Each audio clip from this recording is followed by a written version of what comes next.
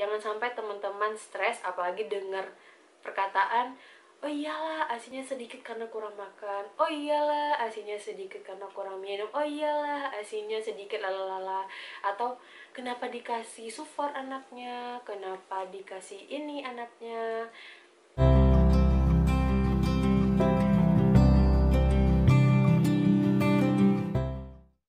Halo semuanya, kembali lagi di video Ica. Kali ini kita akan sharing tentang pengalaman aku 7 hari pasca persalinan atau 7 hari kehidupan awal Alzam. Nah, bagaimana ceritanya?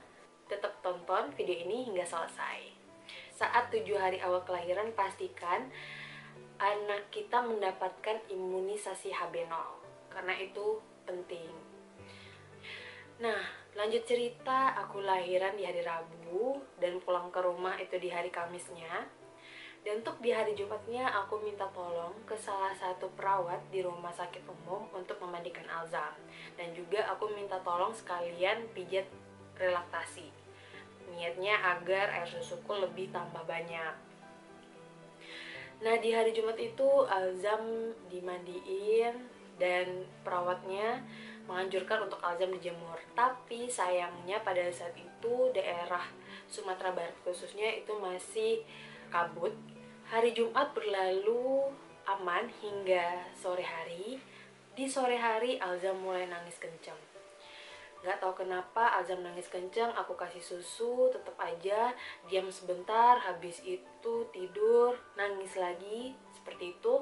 Hingga akhirnya aku, suami, dan mama memutuskan untuk membawa ke rumah sakit tempat aku lahiran. Nah, di rumah sakit Alzam diperiksa oleh spesialis anak. Dan ternyata setelah diperiksa Alzam beratnya dari 3,3 kilo, lahir di hari Rabu.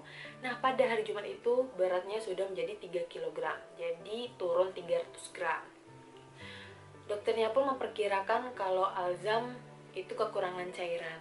Dokternya pun mencek apakah air susunya keluar dengan lancar atau tidak.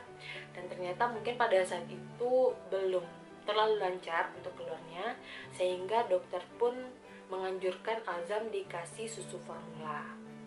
Ketika dokter menganjurkan Alzam dikasih susu formula, nah di sana ada ada peperangan sedikit, peperangan batin, karena secara teorinya kalau anak itu bisa bertahan 3 hari tanpa dikasih ASI. Nah, jadi ada orang-orang yang mengikuti aliran itu, orang-orang yang bertahan tidak memberikan susu formula untuk anaknya hingga 3 hari, hingga air susu ibunya keluar. Tapi ada orang-orang yang memilih untuk memberikan susu formula untuk anaknya. Namun kedua pilihan itu, apakah tetap memberikan ASI atau beralih membantu anaknya dengan susu formula, pilihan tersebut tidak ada yang salah, tapi niatnya kita hanya ingin melakukan terbaik untuk anak kita. Nah, pada saat itu karena melihat keadaan Alzam, aku dan suami dan mama memutuskan untuk memberikan Alzam susu formula. Karena takutnya Alzam lebih parah lagi. Saat itu dokter minta suami aku dan mama untuk langsung ke lantai 2 ke tempat perawatan bayi. Di sana dikasih susu khusus bayi yang khusus untuk alergi.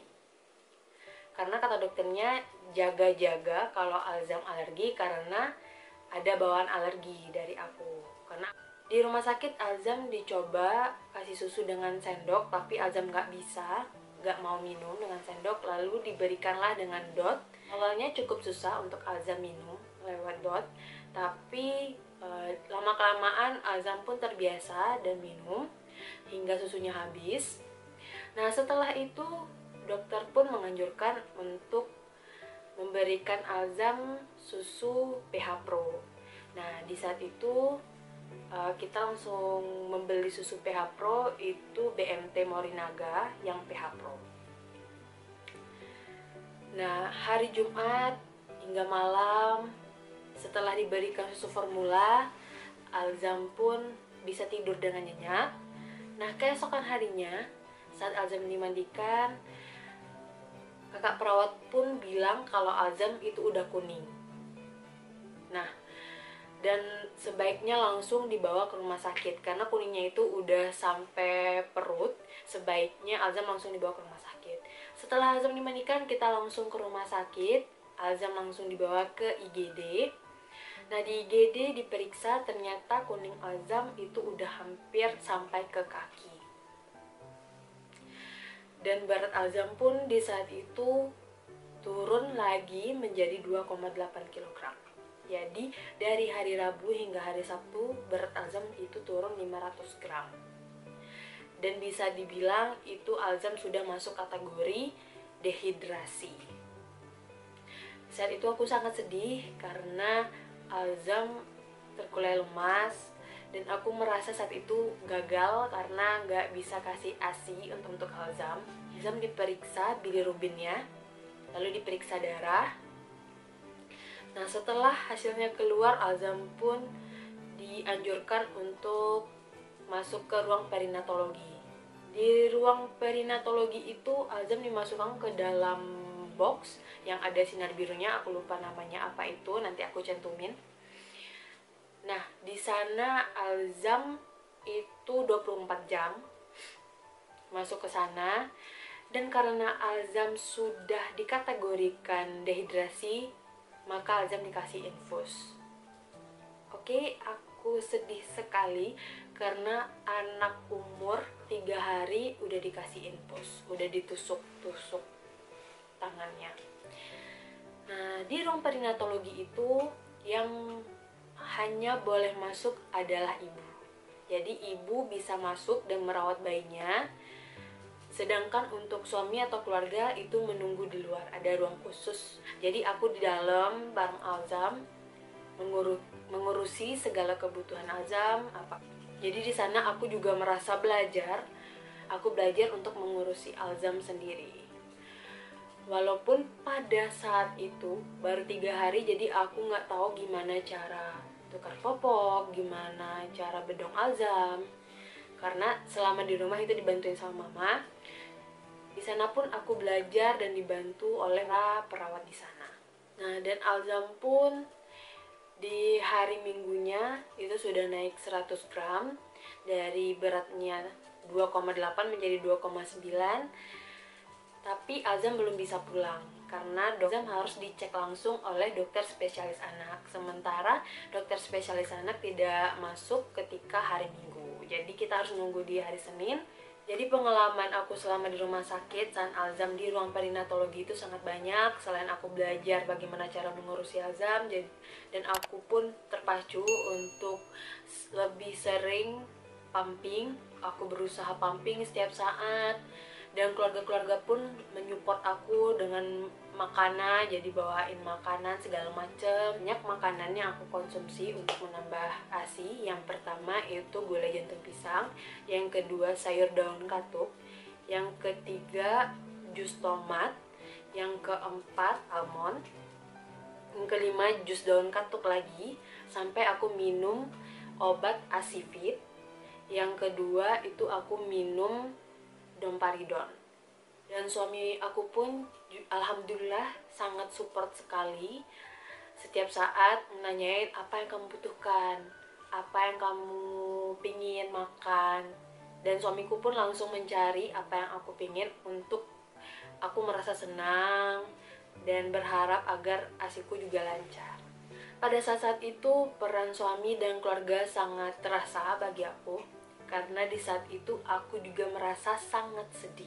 Pun berusaha untuk pumping terus. Walaupun itu hanya awalnya cuma dapat 20 mili. Rasanya sangat senang sekali. Pada saat itu aku langsung nungguin Alzam sampai bangun dan langsung ngasih. Karena saking pinginnya Alzam dicipin ASI. Apalagi ibu-ibu di sana juga semangat pumping. Di sana ada beberapa pasien dan sama anak-anaknya juga dirawat di ruang perinatologi. Jadi aku merasa ada temennya dan teman-teman saling support seperti itu. Jangan sampai merasa kalau keadaan kita itu yang paling menyedihkan. Seperti itu agar kita tetap bersyukur.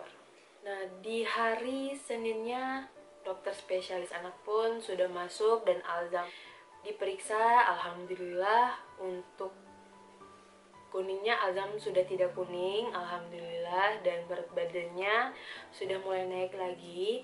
Alzam pun boleh pulang pada hari itu. Singkat cerita, pada saat Alzam dirawat itu Alzam menghabiskan 3 infus. Sangat sedih karena Alzam awalnya dikasih infus sebelah kanan, tapi di hari Minggunya tangan kanan Alzam bengkak, jadi Alzam infusnya ke sebelah kiri. Mendengar tangisan Alzam saat dimasukkan infus, sangat mengiris hati. Tapi itu pelajaran yang sangat berharga bagi aku. Pulang ke rumah dan dokter memberikan vitamin Zamel untuk diberikan setiap hari kepada Alzam agar Alzam cepat pulih. Tips dari aku, lakukan manajemen stres. Jangan sampai teman-teman stres apalagi dengar perkataan, oh iyalah asinya sedikit karena kurang makan, oh iyalah asinya sedikit karena kurang minum, oh iyalah asinya sedikit lalala, atau kenapa dikasih sufor anaknya, kenapa dikasih ini anaknya. Jadi teman-teman cukup diam aja karena teman-teman tahu apa yang dibutuhkan oleh anak kalian. Jadi kita pun sebagai seorang ibu pasti akan melakukan yang terbaik untuk anak kita. Dan jangan lupa kalau ada bapak-bapak yang nonton ini, tetap support istri kalian pada soal awal kelahiran, karena peran suami sangat berharga dan sangat berpengaruh kepada manajemen stresnya istri. Oke teman-teman, sekian video kali ini, sampai jumpa di video selanjutnya.